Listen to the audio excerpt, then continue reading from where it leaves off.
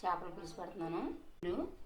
4 టమాటాలు, పచ్చిమిరపకాయలు, ఉల్లిపాయలు, జీలకర్ర, గసగసాలు, ధనియాలు, లవంగాలు, అల్లం, వెల్లుల్లి 2 కలిపి పేస్ట్ చేసేసుకోవాలి. వంకాయలు కూడా వేసుకుంటే బాగుంటుంది.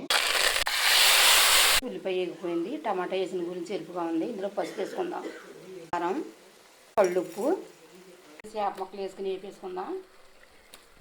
ఇలాగా కొంచెం మగ్గించేసుకుని పులుసు వేసేసుకుందాం.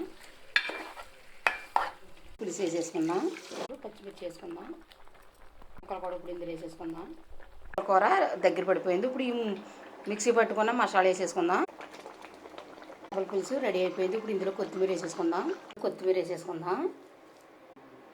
చేపల పులుసు రెడీ అయిపోయింది. ఈ వీడియో కానీ మీకు నచ్చినట్టయితే లైక్ చేయండి, షేర్ చేయండి, కామెంట్ చేయండి, సబ్స్క్రైబ్ చేయండి.